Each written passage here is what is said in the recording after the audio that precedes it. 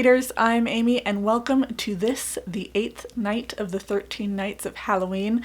I am dressed in the most orange thing that I own because I don't have a lot of orange, because while I'm really more of a Daphne type, I've always looked more of a Velma type, so I had to go with the red and the orange because today I am recommending books to the Scooby-Doo gang.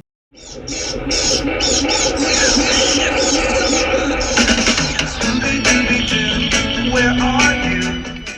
Now, for each of these, I am going to have a different kind of recommendation.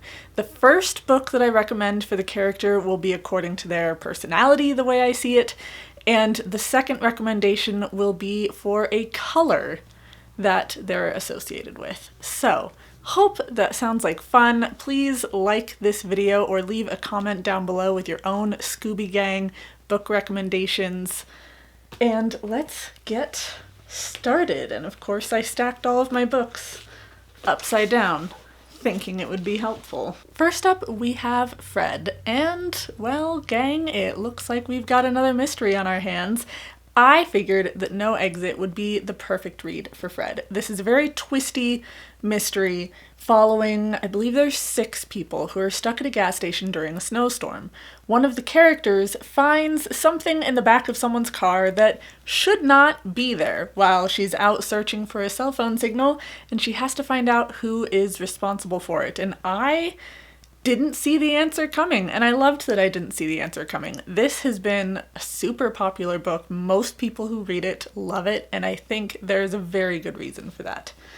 Next up for the color recommendation. Now, even with the color-specific recommendations, I tried to keep it within the realm of something that the character would be interested in, which was a little tricky for some of these. But for Fred, I went with blue, and we have the true story, or the mostly true story, of Tanner and Louise. There's also a little bit of white in here, because Fred also wears a lot of white. And this is following Tanner and Louise. Louise is in her 80s, I think, and then Tanner is in her early 20s. And she finds some things out about Louise, so maybe this isn't such an innocent little old lady as she appears.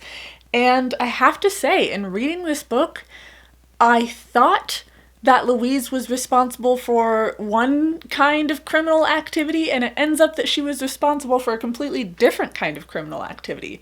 But it worked really well. It totally twisted it up on me. I did not see it coming, and I loved that. And we have this sort of, it's not necessarily like a grumpy sunshine kind of thing, because Tanner and Louise are both kind of grumpy, but you have these two grumpy people of vastly different ages who are interacting with each other and coming to understand each other, and it's cute and it's fun and it's a great time. I read this in probably 2 days, which is pretty fast for me for reading a book, so highly recommend if you want a fun little adventure story. Then we have Velma. So for the first book, I have Midnight at the Bright Ideas Bookstore. This is really inspired by one of my favorite and also least favorite Scooby movies, and that is Scooby-Doo on Zombie Island. I think it's my favorite Scooby-Doo movie because it is so well done and it's such a great story, and as a kid and as an adult, I think it's incredibly entertaining, but also it's really creepy, and as a child, as much as I loved the mystery and the storytelling of Zombie Island, I also hated watching it because it freaked me out so much, and I was not into horror as a kid. If you've watched Scooby-Doo on Zombie Island, you know that Velma had a bookstore. So, of course, I would want to recommend a book about a bookstore, and also, this is a mystery taking place at the bookstore. It's been a little bit since I've read it, so I should pick it up for a reread at some point, but it is kind of like a thriller mystery. It's not a detective mystery, which I really liked. This was actually one of the first books I read that was a mystery that didn't revolve around a detective character, and I loved that because I don't know if this is an unpopular opinion, but I think all detective novels are the same. You have this grouchy detective who doesn't want anything to do with anybody and then has to solve this murder mystery, and I just don't find that character interesting anymore. I think it's super overdone, and this gave me hope in mysteries again. So, Midnight at the Bright Ideas bookstore for Velma's little bookshop. And then, as I said with my clothing, I don't really have orange. Turns out with my books, I don't really have orange. Queenie is my most orange book, and Queenie just did not feel right for Velma. So I went with this one, which does not have an orange cover, but it does have a bright orange spine that matches the color that Velma wears. And this is In Order to Live, a North Korean girl's journey to freedom by Yeonmi Park. I think that's pretty close to the pronunciation. This is also, translations can kind of be here and there, and this North Korean book is really well translated. Like, the writing comes across really well even through translation, which is really great.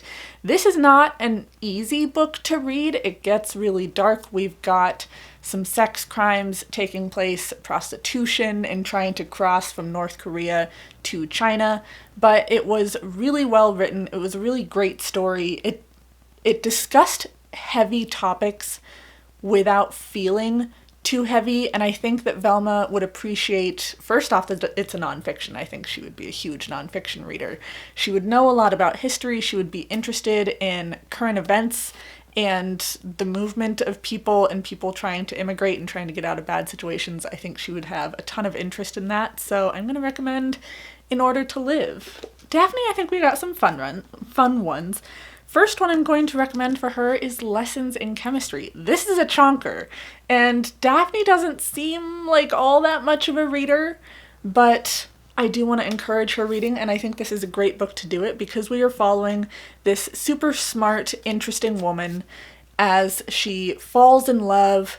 She finds a dog that she ends up adopting, and she's also really, really underappreciated by the people around her, which I think Daphne would have a lot of empathy for and would really understand, because this is about a woman who is a scientist in 60s era.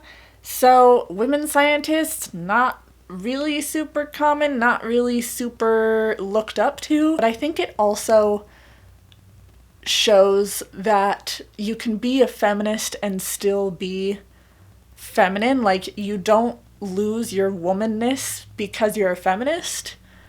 There's this idea that all feminists are very masculine and they can't be women. They have to be as male as possible to get into a male industry.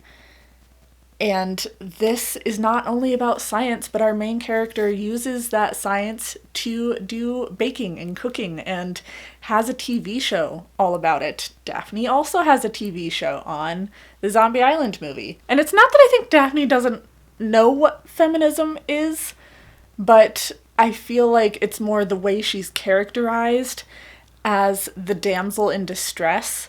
That always kind of bothered me about her character. Like, why can't Daphne just stand on her own 2 feet? Why did the writers do that? And I think this could go a long way in helping that. So am I recommending this to Daphne or to Daphne's writers? I don't know. And for the record, I haven't watched any new Scooby-Doo stuff since Mystery Incorporated came out. I lost interest in any modern Scooby-Doo things. Mystery Incorporated was awful. The romance, as far as I'm concerned, romance in Scooby-Doo is supposed to be implied, not actual. And yes, I enjoyed the first 2 live-action Scooby movies, but that's besides the point because Mystery Incorporated did it wrong. Yeah, I have some opinions on the new Scooby-Doo stuff. This isn't the video for that. But I grew up with a pup named Scooby-Doo, and What's New Scooby-Doo, Witch's Ghost, Zombie Island, Scooby-Doo Where Are You, Cyberspace. Alien Invaders is not really talked about anymore, and that was an excellent movie. So, yes, I realize that one also has romance in it, but not really between the characters. So, doesn't count. Then we have a purple book for Daphne. I had some pink books. The pinks weren't quite speaking to me, so I'm going with purple, and that is Black Candle Women. I have mentioned this book in a lot of these videos, and I'm going to mention it again because I just finished it. a lot of this recommendation is because this book is purple and because I love it, but also you got women empowerment here. You have this family of women who are trying to protect each other, but also that protection ends up kind of bringing them down and making their personalities grate on each other. And it's about opening yourself up to other people and becoming closer to your family and becoming willing to use that communication. It's got some practical magic vibes. It's just kind of cozy family magic. You got a little bit of a mystery in there, and I think that this would just be a great book for Daphne to pick up in her downtime. Now on to Shaggy. Shout out to Victoria from What Victoria Read. I've talked about her a lot in these videos, but this one really is on her, because for Shaggy, I'm going to recommend Hungry Hearts. Victoria talked about this book all the time because she loves writing about food, and I wanted to read something that was written about food, and I picked up Hungry Hearts, and I had a really good time with these. This is a short story collection, and all of the short stories take place in the same town, and each story is about a different character, but each of those characters interacts with characters who are in the other stories, and I really loved the way that was done and how that brought these stories together. I didn't love all of them. There were 2 stories in this that were kind of meh, but none of the stories were bad, and I thoroughly enjoyed it overall as a book. And of course, if you're gonna recommend a book to Shaggy, that book better be all about food. So what's going to be better for that than Hungry Hearts? Also, it's really cozy, so it's not going to freak him out because Shaggy is very easily scared, probably even more than Scooby-Doo.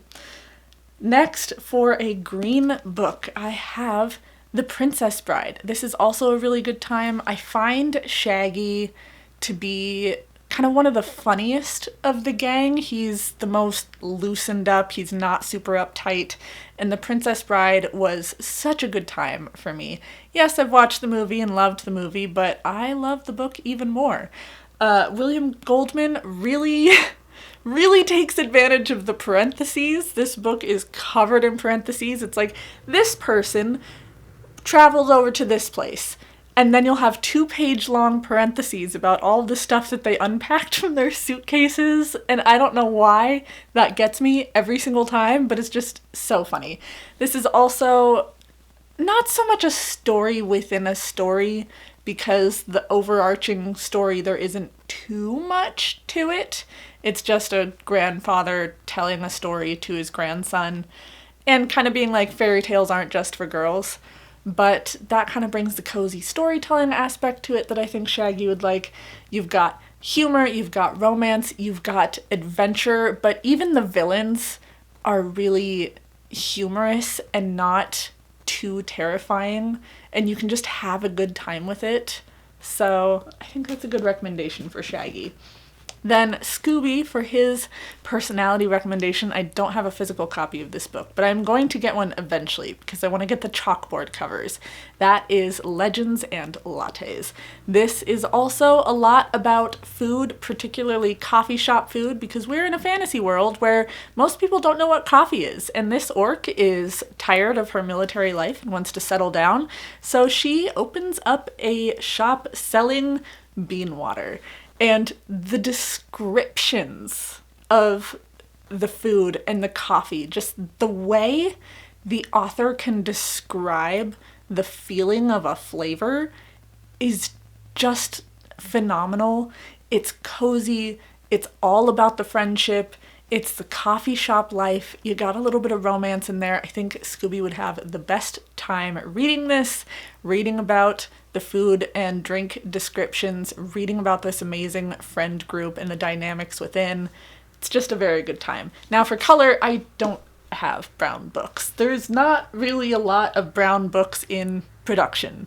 Brown is not a popular book color, but I have Quality Land, and I've decided to justify this by saying, think of the Scooby Snacks factories that appear in episodes here and there. And Quality Land is about Amazon, essentially. So I'm thinking like Amazon packaging and factories and Scooby snack factories, and also it's the only brown book that I own.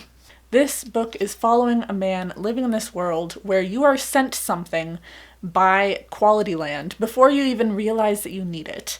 And this guy receives something special in the mail, something rather adult in the mail, and he's like, I don't want this. I don't need this. Why did you send it to me? And he'll go up, and all of the return people are robots, and so they're programmed for certain things, and he's like, I would like to return this. And it would reset the robot, which would be like, hi, how can I help you? And he'd be like, I want to return this. And then it would reset, hi, how can I help you? It's hilarious. It's a great time. It's really going after Amazon and capitalism, and it's just a great time. So that's going to be my last Scooby Gang recommendation. Let me know what you think of these, if you agree with some of these, if you disagree with some of these, and please, please, please tell me what book you would recommend to someone in the Scooby Gang. Here are the books, and Princess Bride's the hardest to keep in there because it's a totally different size from everything else. But please like, subscribe, be my friend on social media, and I will see all of you tomorrow night. Bye, friends. We can count on you, Scooby. I know the cat that